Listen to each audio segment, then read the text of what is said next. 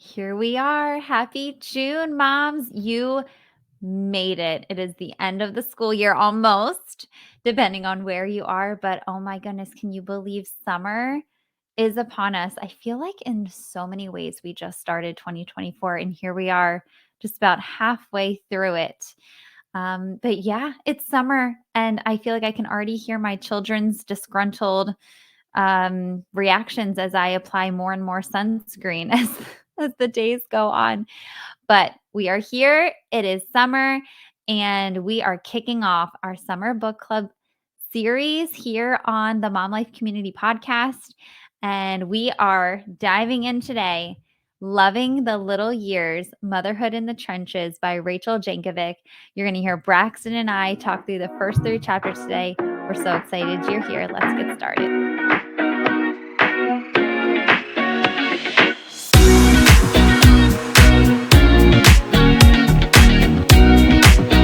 Right. Well, today is the day we're kicking off our summer book club series. And this is for all of you moms with littles, but really this is for all moms because the principles throughout this book, I think, apply to all seasons of motherhood. So, yeah, and we're purposefully diving into this book, Loving the Little Years, Motherhood in the Trenches by Rachel Jankovic. We're starting it now before school lets out with the hopes that we'll be able to better equip any of you moms that might be interested in starting your own book club.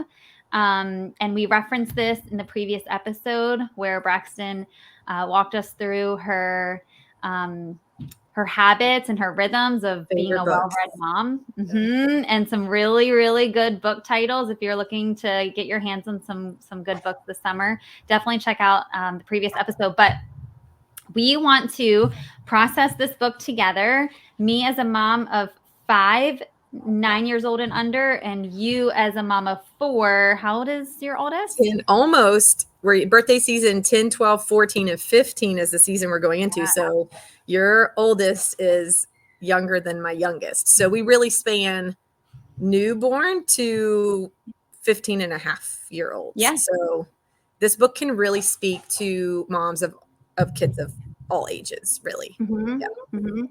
So yeah, so when we release this episode, it's just starting June, which means summer is just here upon us. And I think it'd be fun before we jump into chapter 1. How about we talk about what our favorite summer activity is? So, okay. Braxton, literally today, yesterday was my last day of school here in upstate South Carolina. So, my summer begins tomorrow for sure. My favorite summer activity personally is reading. I read all summer. And I love to take naps on the back porch, and I love to go hiking, and I will stuff all of my children and tons of water bottles in the car and make them go hiking with it. Just more like walking through the woods, but I love to be in the woods and I love to go with my children. And I love to read a good book. So what do you love to do in the summer?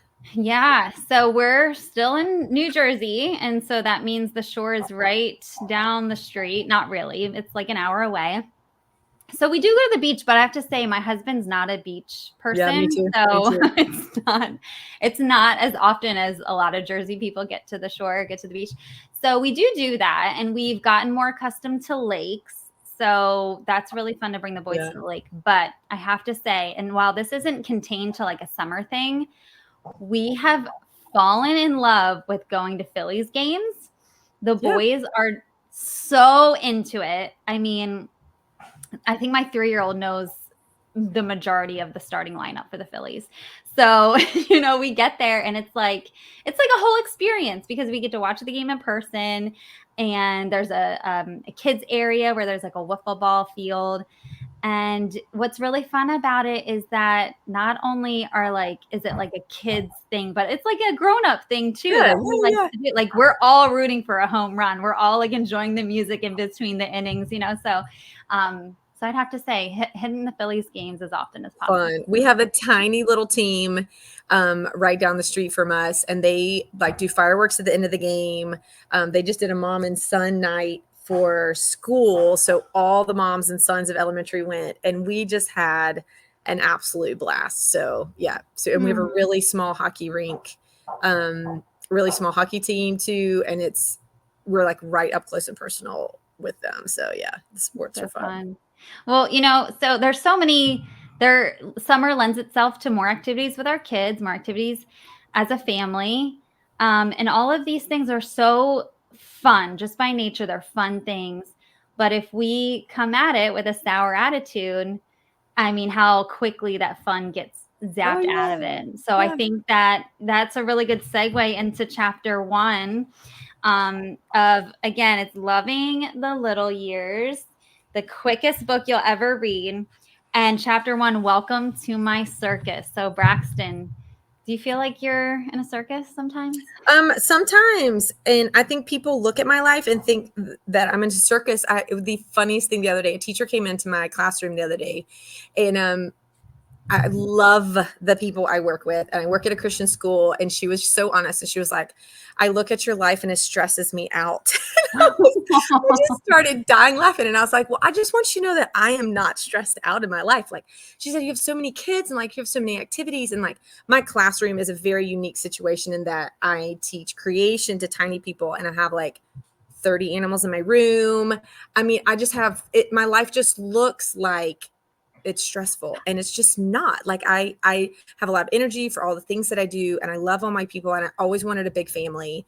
And so it was just funny. People, when they look at my life, I think sometimes it looks like a circus. But right at the beginning in chapter 1, by the way, I have done this June 2017, June 2019, and June 2023. I have 2 separate books. My children were very, very different ages when we did this. And so the circus is, I just want to read the very, very, very first paragraph. If there's anything I've learned in the course of my fast and furious mothering journey, it is that there's only one thing in my entire life that must be organized. The kids can be running like a bunch of hooligans through a house that appears to be at the bottom of a toaster. And yet, if organization and order can still be found in my attitude, we will be doing well. But if my attitude falters, even in the midst of external order, so does everything else. And that is it. As moms, our attitude makes such a difference. I was really coached early on in my mothering journey and my wife journey by our newlywed teachers that the woman sets the tone of the house. And she encouraged us to be a maker of peace in our home, that when our husband came home, he would feel like a king, that we would be a queen of a peaceful nation, and that he would have a place to come and just breathe and relax when he got home. Now, my attitude, my personality is peaceful. So I love creating peace and order. I'm a very calm sort of person, but my attitude should always be in check, because as a teacher, the kids feed off of me. My students, like my children, feed off of me. My husband knows, like, am I all riled up or am I just calm as a cucumber? And then everybody, all the wild and crazy, can kind of bing around me. And as long as I'm in a state of peace, then everything's good. And that means I need to meet with Jesus. Mm-hmm. So I meet with Jesus early in the morning, and I let him calm my mind, because I can't do it on my own. I let him calm my energy, calm the worries or the things that are binging around in my head. And I just let him take care of the worries of the day. But I have to be intentional to do that. So what about you for chapter 1? Yeah, the the verse that kind of hit me with a ton of bricks when I read it was Proverbs 14:1.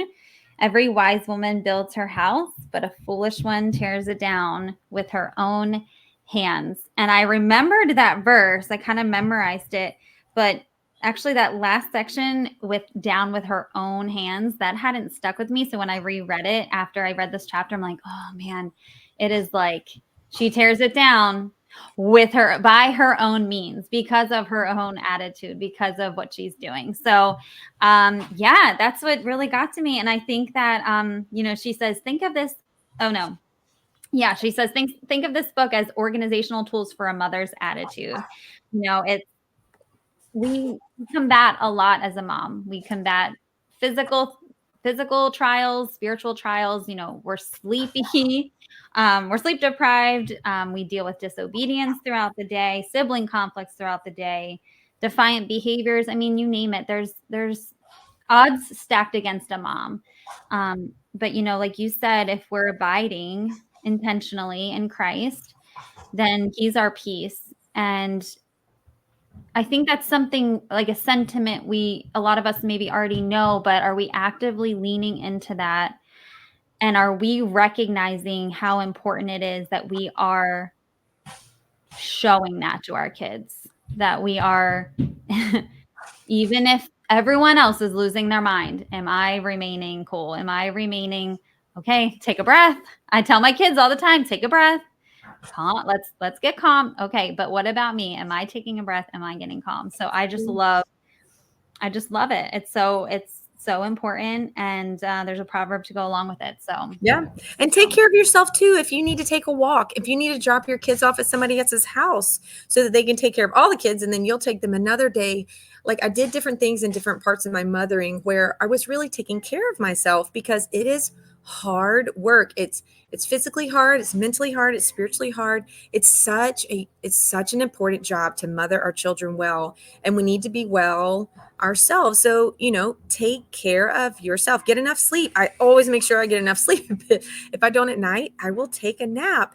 It's very important for me to sleep. Some moms have to exercise so their mental capacity just feels normal. So find what you really need, and then ask for help. Ask your husband for help. Ask your mother-in-law, ask your mom, ask a best friend, ask another mom to just come alongside you to keep you healthy, so that you can be really healthy for your kids, because you're going to pour out what you put into you. And if you're empty, there's nothing left, and everyone around you will know it. They will know you're short-tempered. They will know that everything is gone. So I think as moms, we need to be responsible and do the adulting, and take care of ourselves so that we can take care of the very important job. I mean, some of our kids, the little ones, they spend every hour of their waking day with us. Then the kids who are at school, they spend just a very precious amount of hours with us after school. And I want to be ready and available and kind and loving and peaceful in those hours that I do get with my kids now. So we need to be ready in season and out of season to mother our kids well, and to be a nice spouse. Be nice to your guy, like he's your guy. Be nice at the end of the day when he's been around people who have done this and done that and people pleased all day long. Let him come home to a house where his wife is excited and happy to see him too. so good. All right. What do you think about chapter 2 in the rock tumbler? This is so relatable, because I grew up in a church, but I wouldn't say I grew up, living for the Lord. So in our early marriage days was really when I was feasting on the word, and Nate and I were going to church twice a week, Sunday and Wednesday. And I mean, multiple Bible studies. Like, we were feasting on the word. And I love in this chapter when she talks about how she was just, her life before kids was like a rock being refined by a slow river in a quiet place. And it wasn't as though I wasn't growing spiritually, but my word, so easily and so little. It was just this, like, I picture like a slow brook, like moving past, and everything's calm. Not that life is always super easy without kids, but it's just a different sanctification. So if it's one thing I took away from this chapter 2, is that motherhood is sanctifying. And I think that there's a realization that we're going to mess up. And I know for people with personalities where, like, you want to do everything really well and you want things to go perfectly, and you hate the thought of something being messed up, you messing up, like, for your kids, making a mistake or losing it. I mean, that's going to happen in our parenting. We just are. We're sinful just like our kids. And that there's so much power in apologizing to our kids and letting them know that we're not perfect and that we need a savior just as much as they do. And just how much asking our kids for forgiveness is so huge. It's such a lesson, and it's one of those things that's like, more is caught than taught. So we can tell them all the time, oh, we need to apologize to our brother and we need to show forgiveness to our brother. But like, for them to see us doing it, knowing that, yes, the person who God is telling you to be obedient to is going to make mistakes. There's just so much power in that. And so, we talk a lot about discipline in parenting. We talk about different methods and consistency and all of it. But in terms of, we administer the discipline. But it's almost like, can we just acknowledge the opportunity that motherhood is disciplining for us? I think God can really use our motherhood to discipline us. And Hebrews 12:11 says, for the moment, all discipline seems painful rather than pleasant, but later it yields the peaceful fruit of righteousness to those who have been trained by it. So I think just remembering that motherhood, there's discipline there. And because we mess up, God can use it to sanctify us. Yeah. What about you, Braxton? So I'd love, and she said, God took me out of that life and threw me into the rock tumbler. Here, it's not so easy to feel godly because we spend our days crashing into each other and actually getting our problems addressed. I do a lot of on-the-job failure and correction, repenting and forgiving, laughing, and lots of laughing. So I totally agree with her. I've actually walked with the Lord my whole life. And I remember just sitting in my Papa San chair and just like reading James. I would read James so much, and Ephesians. I just remember reading God's word and just, just walking with Jesus. And then my first year of marriage was like, holy cow, you've given me a mirror. And I didn't know I wasn't perfect. I really thought I was perfect. I really didn't think I was perfect, but I actually thought I was perfect. And now I am like a sinful human being that my mirror was showing me. And how much God humbled me in my first year of marriage. And then with kids, you're like, oh, I'm messing up all the time. And then to realize I can't do this on my own. What a great realization that God gives to us when he finally makes us realize I actually need God. Like, I cannot be the wife or mother I was made to be without him. Several things I wrote at the very end. How we deal with our sin changes our life, and we need to deal with our sin first before we deal with our children's. Now, I would say I've had a lot of moms ask me questions, a lot of moms who came to Christ later in life, and they'll say, should I share my past? I'm sorry, there's a house being built next to me. It's fine. They would say, do I need to share the sin that I went through, my pre-Jesus life, with my kids? And I finally got to a great answer. No, you don't. No, you don't. You can do that way down the line when they're way older and can understand things, but no, you don't. You do not need to tell all the things that's happened. It's better to tell what God's doing in your life now than what you came out of. They will have their own stuff that they will come out of. But also, we need to show our kids, yes, I'm going to apologize to you, but I've been walking with Jesus longer than you have. We should have more fruit in our lives than our children's. We should be more spiritually mature than our children. Now, and we should always tell them we haven't arrived, but there should be a godly example in our life that they could look at and say, I see love, I see joy, I see peace, I see patience and kindness and goodness coming from Jesus out of my mom to me, to her friends, to my dad, to her friends, to the neighbor next door who's angry, like the grocery store clerk. Like, they should see the fruit of God coming out of us. So I live with a lot of people. My husband's parents live with us. I have 4, preteen, 2 teenagers, and an elementary. We are always bouncing into each other. And I love having a big family because my kids have to learn how to forgive easily and quickly. We're going to step on each other's toes. We're going to get on each other's nerves. We're going to do the wrong thing, but we got to make it right quickly. You can't just run away and hide at our home. There's no place to go. So I think that's the option.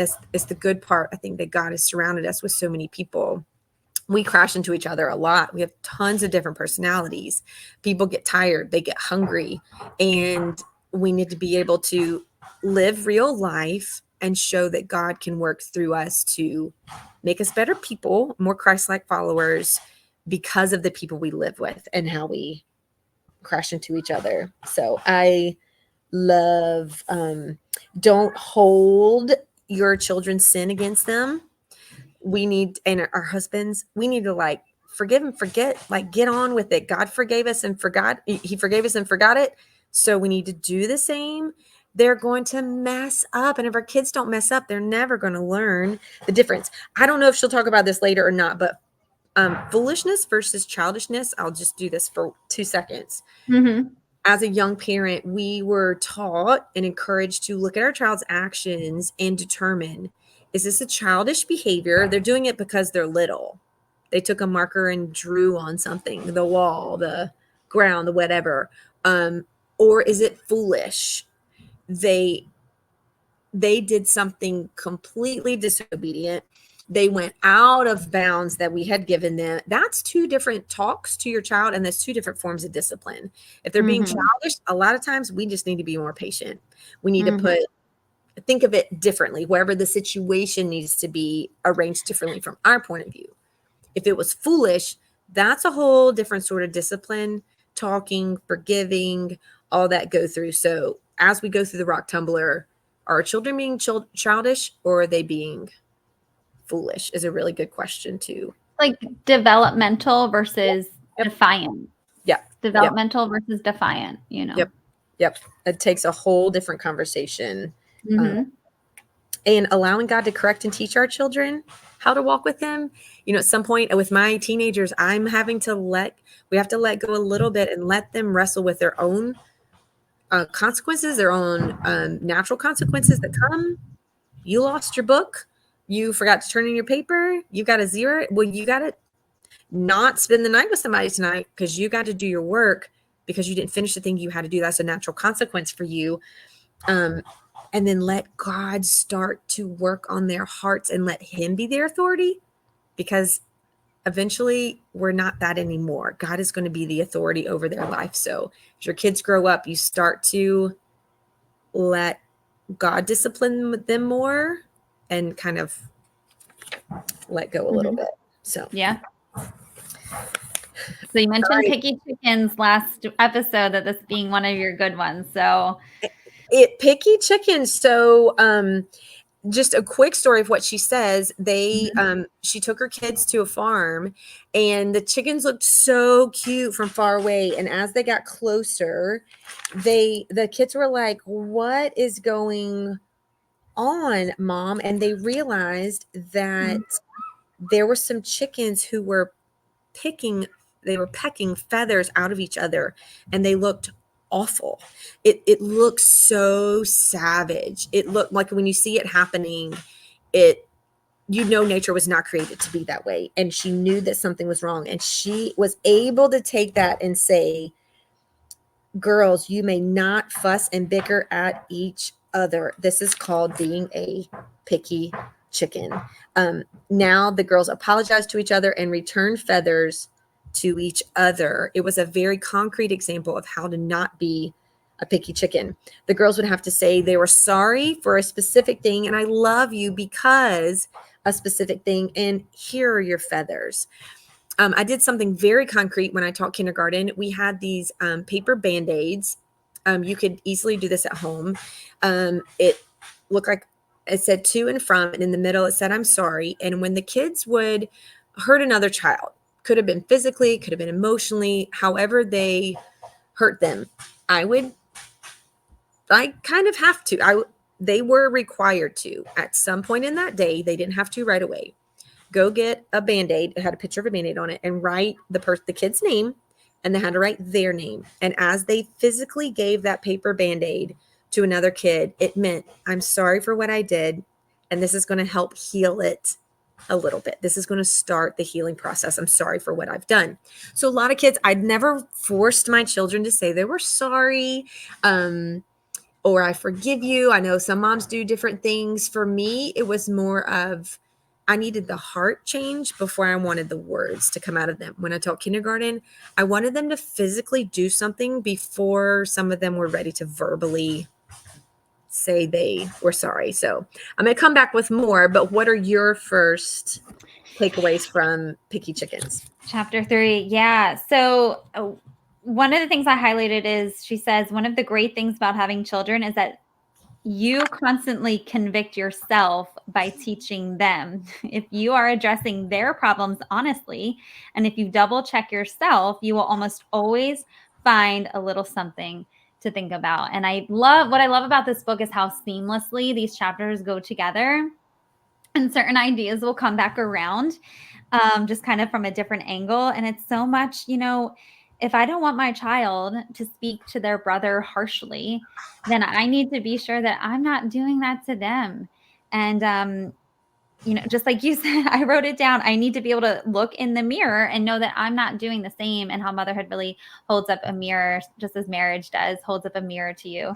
And what else I thought about was that, God doesn't do this towards us. I think about the 10 Commandments, and, it's not this long, drawn out paragraph after paragraph. He says, thou shalt not steal. He doesn't say, thou shalt not steal, because if you do, then I'm not going to be able to trust you. And then it's going to take so long for me to build my trust back up with you. And you're going to have all this guilt. And why would you do something like that? Like, no, this is what it is. He's not harping on us. This is the fact. You shouldn't do this. And while the principle is there, yes, there's a trust that their trust needs to be built, but God doesn't harp. And I think that that's important for us as parents to avoid the lecture and shoot it to them straight, because you're going to lose them in a lecture anyway. And you don't need to, I think she said this too. Do you want to elaborate at all on how bad that particular thing was? Like, that is what harping does, is you just elaborate on how bad like what the child did was. So that was really huge for me. And just remembering, like, God does not do that with us. Discipline is there. Discipline's a real thing. It's biblical, but it's all intended to make us more like Christ. And I love what you said too about, you want to get to the heart. Yes, you want your children to learn how to say, I'm sorry. And you want your children to learn how to say, I forgive you. But it's just words unless there's a heart change. Right. And so I think that's super important.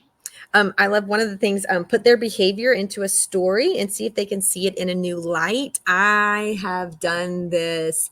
Like, I will even make up scenarios. Sometimes when I'm teaching my kids, I'll be like, okay, girls, I need to tell you about a friend of mine. And no, I'm not going to tell you her name, but like, she went through this and this is what happened. Like, there's something about putting something into a story outside of themselves where they can objectively look and say, like, oh yeah, they shouldn't have done that. Or like, I don't have a real concrete example, but like, especially as they're getting to their teenage years, like, I had a friend that did this or went through this or went through that. And I will tell you, this is the way you need to go in it.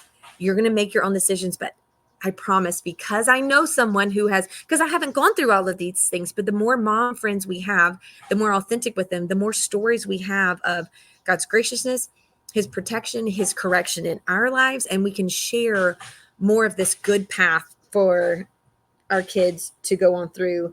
And I want to, there's another thing she says in that, when you have so many kids, all of a sudden you're through something and you're like, oh my gosh, I've done this a million times. But you're like, no, this is kid number 4. They haven't been trained yet. That was kid number 1. So she's reminding, like, don't get tired. Don't, just be diligent in the discipline that you have to do in the training, because each kid needs their own training. Each kid has to go through this. So you might feel as tired now, but you're running 10 miles instead of 2 blocks.